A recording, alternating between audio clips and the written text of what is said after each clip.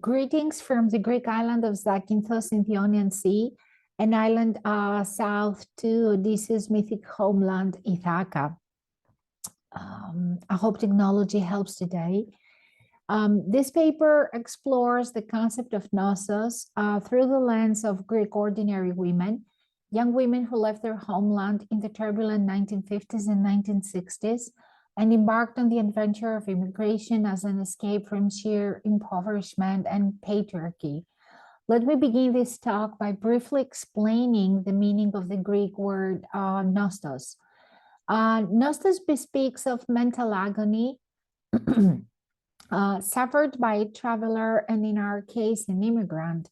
It is an intense yearning for homecoming. But Nostos is more than amassed and treasured memories or the desire to return. It seems to define one's life as Nostos never truly allows the person who performs the reminiscence to fully integrate the host country. In this sense, Nostos entails the interlacing of one's past, present, and future. Nostos implies circumstances of dislocation and uprooting.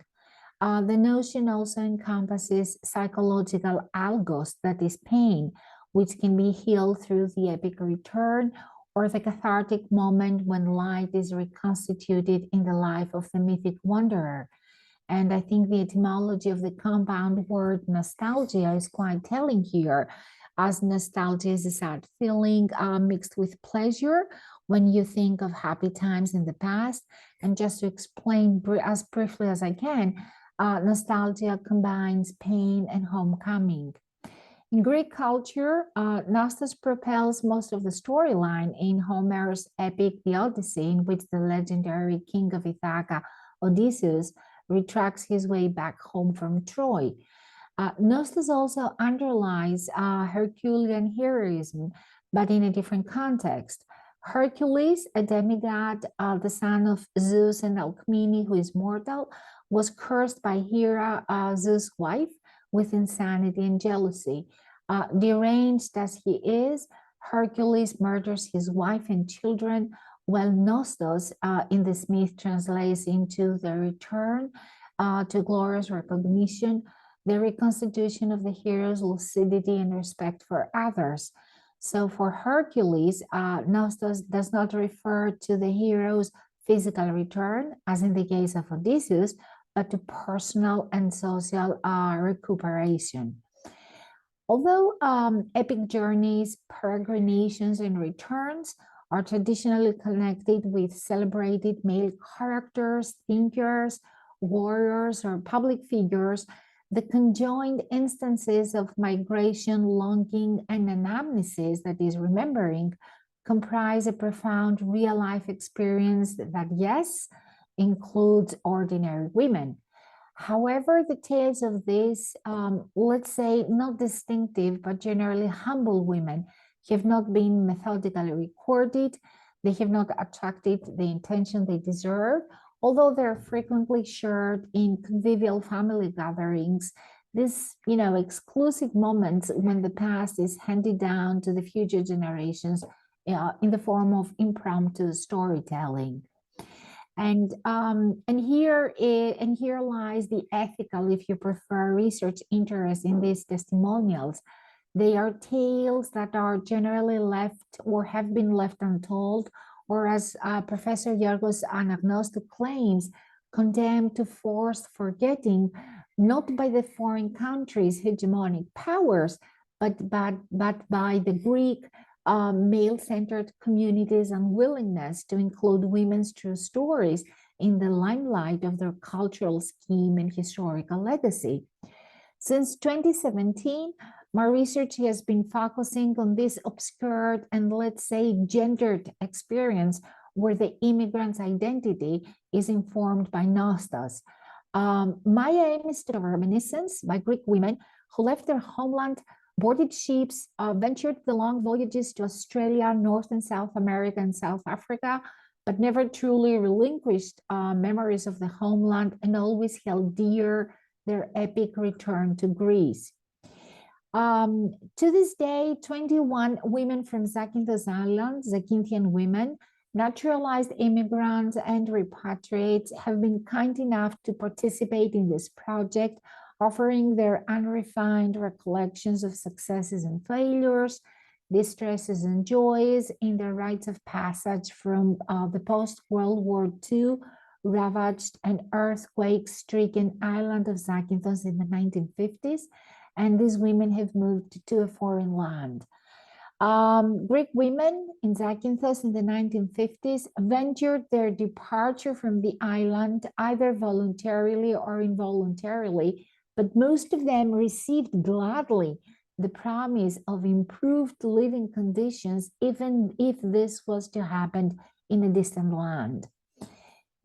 In the process of excavating the past and reconsidering the myth of Nostos, I realized that by comparison, the interviewees, the storytellers, presented varied life experiences. Some of the women leaped into the adventure of immigration because they had to obey the directives of the older male family members who sort of demanded that they should seek a new life as promised brides in a different country.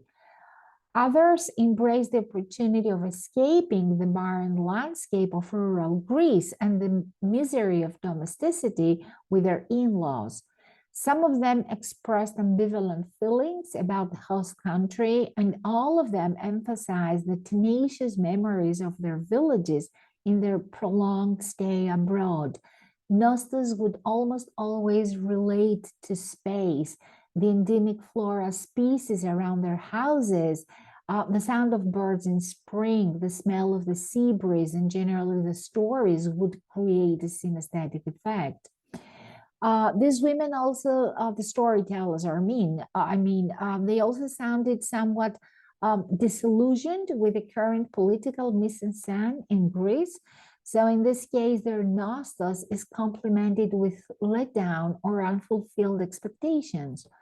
Most of the storytellers became emotional when discussing their unwavering relationships with husbands, children, daughters-in-law, especially those who are not Greek, and grandchildren. At this point, I would say that the fear expressed relates to how the host country, geographical distance, and the flow of time wipe out the cultural traditions of the homeland, and them feeling ineffective when it comes to retaining or regenerating the past. Here, Nostos, of course, extends to cultural resilience, as it seems to be an analeptic to cultural erasure the younger generations are faced with. Let us focus a little bit on the demands of the task I undertook over the years, that is, since 2017. Unveiling women's real-life narratives and memories of Greekness in a foreign land can pose insurmountable obstacles to contemporary Greek scholar.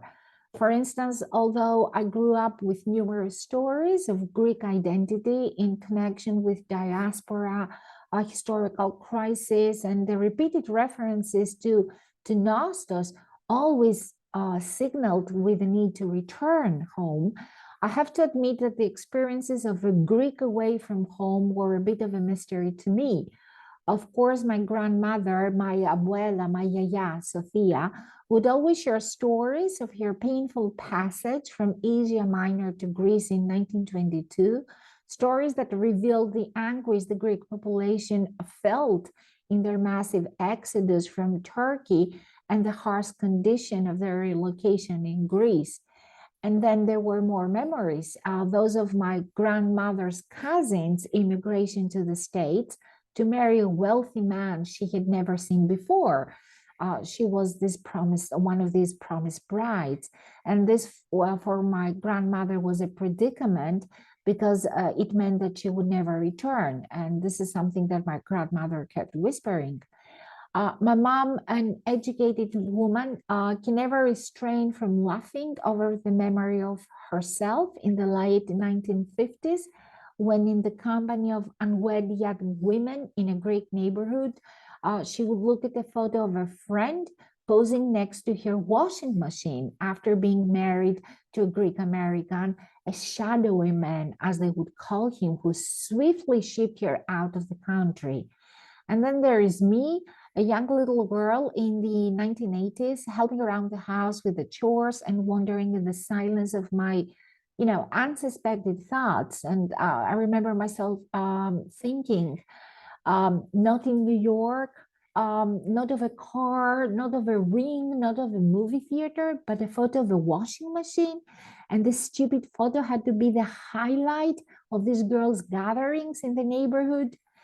But then again, my mom often relays my grandmother's, my abuela's, my yaya's personal tragedy when her eldest son, my uncle Vasilis, moved to the States in 1959 to earn his degree in nuclear physics. My mom would tell the story again and again, and I'm reproducing my mother's words here. I still remember your yaya's sobbing eyes, as wet and dim as the sea that took her son away. Not turbulent, still waters, hazy and enigmatic. Your yaya used to wonder about the secrets beneath the water's surface. And think of that, Sophia. Sophia is my pet name. Your yaya stayed for the iron steel ship that carried her son away. That mental monster that took her eldest son away, the one that left behind three younger ones, two sisters and a little brother. So now that I read and I remember the story and I read this and I analyze this, I approach this as a critic, I guess my grandmother feared that her son would be unable to experience Nostos in the US, especially without her presence in his life.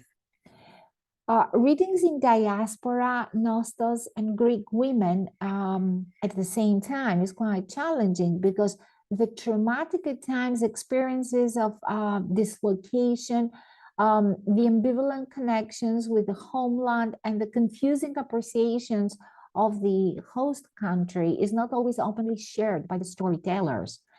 In the process of interviewing Greek women, all of them over 80 years of age in 2017, and sadly some of them passed, I bumped into the impediment of winning their trust.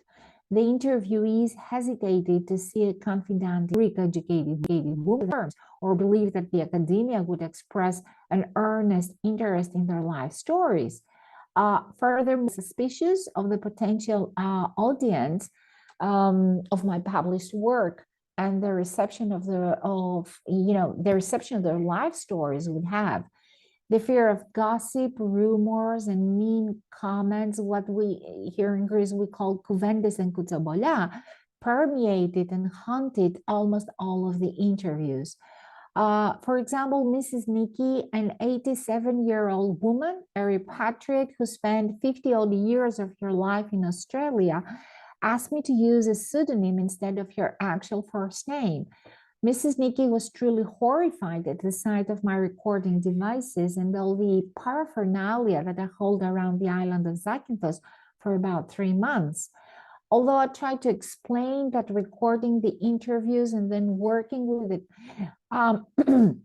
she insisted on my not turning any gadgets on during the interview, and repeatedly stressed the fact that what she shares with me can cause quite a stir in her family. And I'm quoting Mrs. Nikki here. Sophia, my girl, Korimu, make sure nobody really knows who I am. My kids might be upset. I do not want my grandchildren in Australia to know of all this. Yet Mrs. Nikki had no shocking secrets to reveal and nothing too scandalous for contemporary societies, at least for those of us in the West.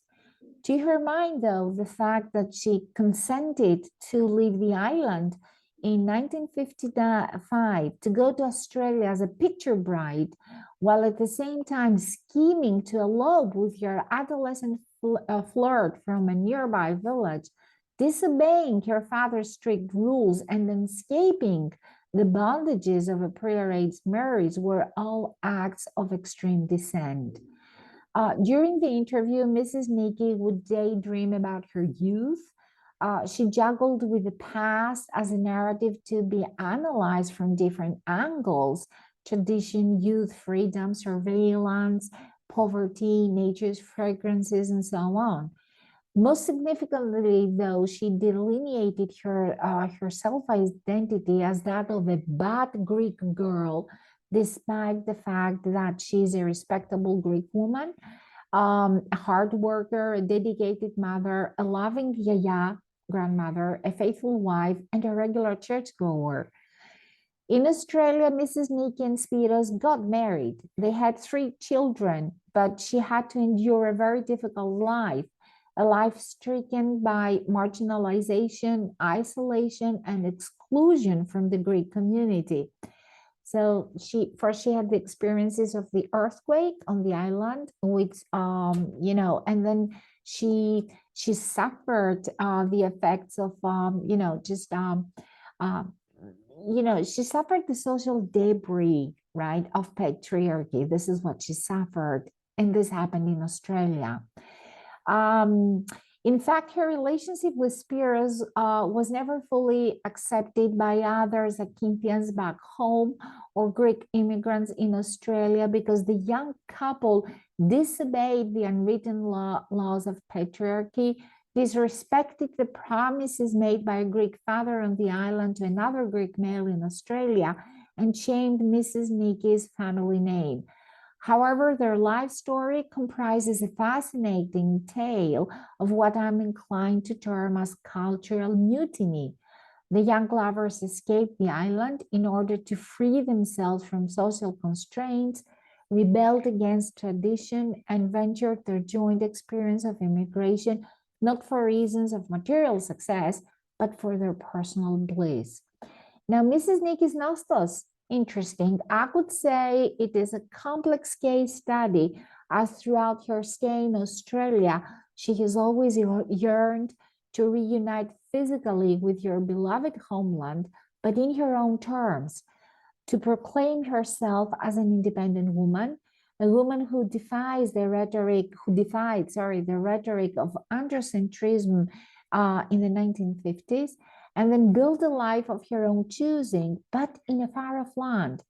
I would say that Mrs. Nikki's story conjoins the felt experience of Nostos in the Homeric tale, where Odysseus physically returns to Ithaca with Hercules as Nostos and the desire to be cleansed from remorse and shame. To conclude, I would argue that this first generation of Greek immigrant women confronted prescribed gender roles and cultural constraints, both in Greece and abroad, in their own peculiar ways. But somehow they all succeeded in modifying patterns of androcentrism, and now with their oral histories, they claim the power to reformulate their, and by extension our, perceptions of individual self-identity, communal as well, if I may add. My interaction with these women allowed me to apprehend the power that their stories hold when one wishes to readdress the Greek woman's experience in the homeland, her passage to a host country, the compromises she had to make, but above all, her rebelliousness and the usable past in terms of Nostos she can bequeath to future generations. Thank you so much for your attentions.